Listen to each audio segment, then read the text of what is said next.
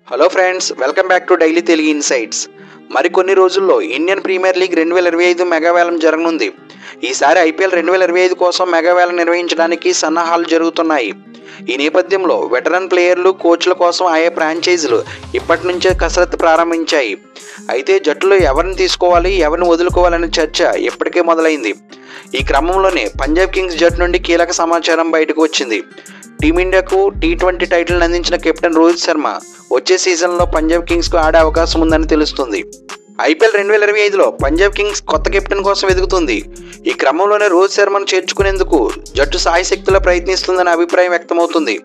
పంజాబ్ కింగ్స్కు గత ఎడిషన్లో శిఖర్ ధావన్ కెప్టెన్గా వ్యవహరించాడు. అయితే శిఖర్ ధావన్ ఇటీవల క్రికెట్ నుంచి రిటైర్మెంట్ తీసుకున్నాడు.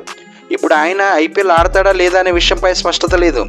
ఇదిలా ఉంటే రోహిత్ శర్మ పంజాబ్లో చేరితే జట్టుకు కెప్టెన్గా మారవచ్చని అంటున్నారు. ప్రస్తుతం టీమిండియా మాజీ coach Sanjay Bangar Punjab Kings cricket development హెడ్గా ఉన్నారు.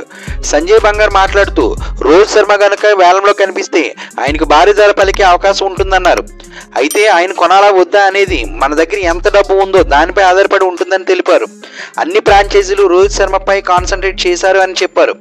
అంతేకాదు రోహిత్ శర్మపై పెద్ద బిడ్స్ కూడా ఉంటాయని ఆయన భావిస్తున్నారు. 2011లో రోహిత్ శర్మను ముంబై ఇండియన్స్ జట్టులోకి తీసుకుంది. ఆ తర్వాత రోహిత్ ముంబైని 4 సార్లు ఐపీఎల్ ఛాంపియన్గా మార్చాడు. అయితే గత ఐపీఎల్ ఎడిషన్లో రోహిత్ శర్మ నుంచి కెప్టెన్సీ తీసుకుని హార్దిక్ పాండ్యాకి ఇచ్చారు. అయితే అప్పటి నుంచి రోహిత్ శర్మ అసంతృప్తితో ఉన్నాడు. ఈ నేపథ్యంలో ముంబై జట్టు తదుపరి సీజన్లో రోహిత్ను విడుదల చేయొచ్చని ఊహాగానాలు వినిపిస్తున్నాయి. ఈ క్రమంలో T20 ప్రపంచ కప్ 2024లో టీమిండియా టైటిల్ గెలుచుకున్న తర్వాత రోహిత్ శర్మ గురించి రోజుకో కొత్త సమాచారం వెలుగులోకి వస్తుంది. సో ఫైనల్గా వరల్డ్ కప్తో సహా ఎన్నో విజయాలను అందించిన రోహిత్ శర్మను ముంబై ఇండియన్స్ ఫ్రాంచైజీ ఎందుకు వదులుకుంటుంది? ఒకవేళ వదిలినా పంజాబ్ కింగ్స్ జట్టులోకే వస్తాడు అని గ్యారంటీ లేదు. రెండోది, రోహిత్ వేలంలోకి వస్తే 50 crores వరకు బడ్జెట్ పెట్టడానికి ఫ్రాంచైజీలు సిద్ధంగా ఉన్నాయి అనే ఒక న్యూస్ కూడా సర్క్యులేట్ అవుతుంది.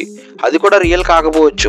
ఎందుకంటే కొన్ని ఫ్రాంచైజీలు తమ ఆడియన్స్తో ఏదో రకంగా కనెక్టివిటీలో ఉండడం కోసం బహుశా ఎలాంటి ఆర్టికల్స్ను లేదా ఎక్స్లో పోస్ట్ చేయడం జరుగుతూ ఉంటుంది.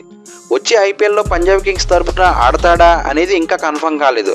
So thank you for watching. మరిన్ని ఇంట్రెస్టింగ్ వీడియోస్తో మళ్ళీ కలుద్దాం. జై హింద్. ఫ్రెండ్స్, ఈ వీడియో మీకు నచ్చితే లైక్ చేయండి, మీ ఫ్రెండ్స్ అండ్ ఫ్యామిలీ మెంబర్స్కి షేర్ చేయండి. ముఖ్యంగా ఈ ఛానల్ సబ్స్క్రైబ్ చేసుకుని బెల్ ఐకాన్ యాక్టివేట్ చేసుకుంటే నేను పోస్ట్ చేసే నెక్స్ట్ వీడియో మీకు నోటిఫికేషన్ వస్తుంది.